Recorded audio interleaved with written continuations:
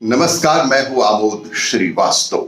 Amazing thought, amazing message, amazing information की दिशा में आज एक कदम और आगे। आज के इस दो चिंतन का विषय है स्वभाव की त्रुटियां और निजिंस्की का नृत्य। आपको ये मेरा वीडियो अच्छा लगे तो लाइक करें, शेयर करें और लाल बटन दबाकर सब्सक्राइब अवश्य करें। साथ ही बेल आइकन दबाना बिल्कुल ना भूलें। आज के इस प्रथम चिंतन का विषय स्वभाव की त्रुटियां। हमारा जीवन अनेकों समस्याओं के साथ उलझा हुआ है। उन उलझनों को सुलझाने में, प्रगति पथ पर उपस्थित रोड़ों को हटाने में बहुधा हमारी शक्ति का एक बहुत बड़ा हिस्सा व्यर्थ ही चला जाता है। फिर भी कुछ ही समस्याओं का हल हम ढूंढ पाते हैं। उस अपूर्णता का कारण यह है कि हम हर समस्या का हल अपने से बाहर ढूंढते हैं, जबकि वस्तुतः वह हमारे अंदर ही छिपा बैठा हुआ होता है।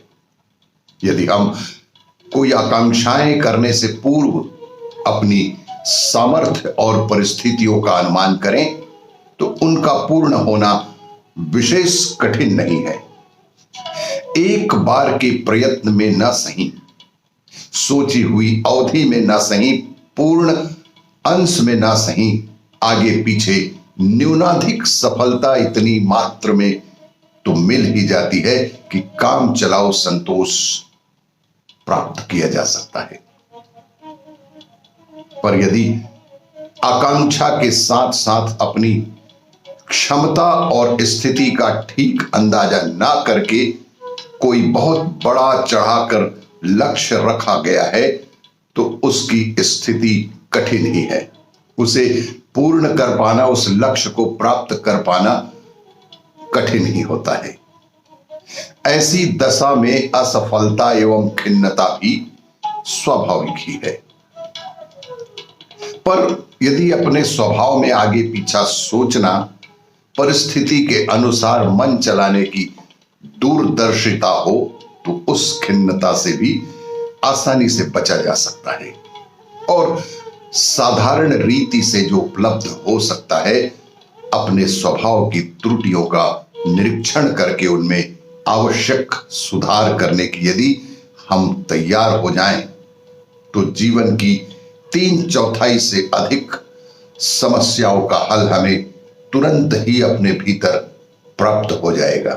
हमारी अपनी अपेक्षाएं, आकांक्षाएं ही तो हमारे लिए संकट का, हमारे लिए परेशानियों का कारण बनती हैं।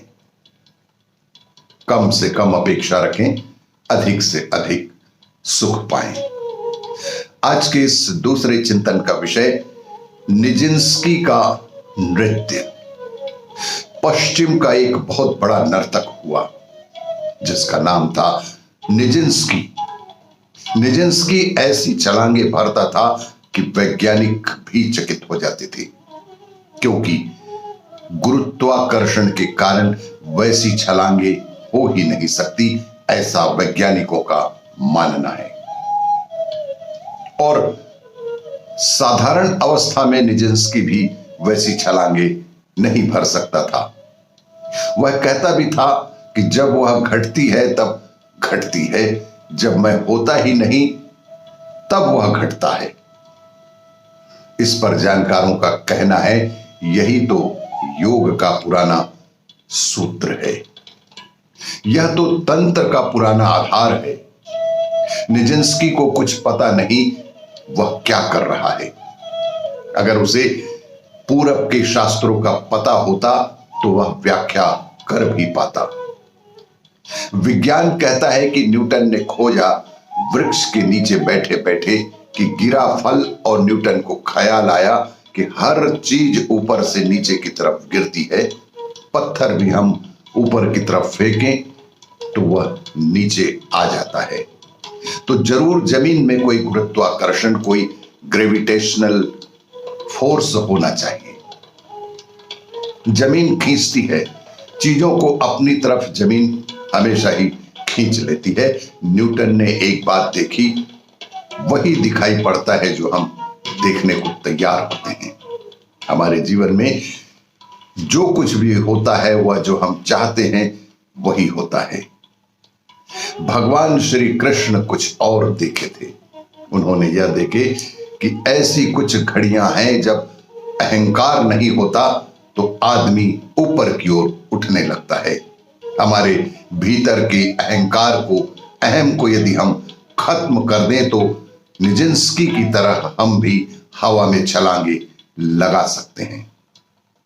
आकाश की कोई कशिश, कोई आकर्षण है जिसे वैज्ञानिक कहता है ग्रेविटेशनल, गुरुत्वाकर्षण।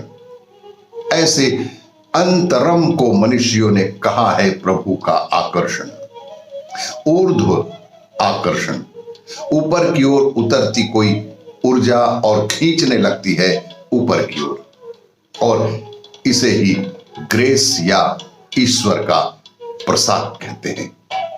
निजिंस्की का नृत्य भी कुछ इसी तरह से ईश्वरी कृपा थी, जिसकी वजह से वह हवा में ही छलांगे लगाने के लिए सक्षम हो पाता था कुछ विशेष अवसरों पर। आपको ये मेरा वीडियो अच्छा लगे तो लाइक करें, शेयर करें और सब्सक्राइब अवश्य करें। धन्यवाद।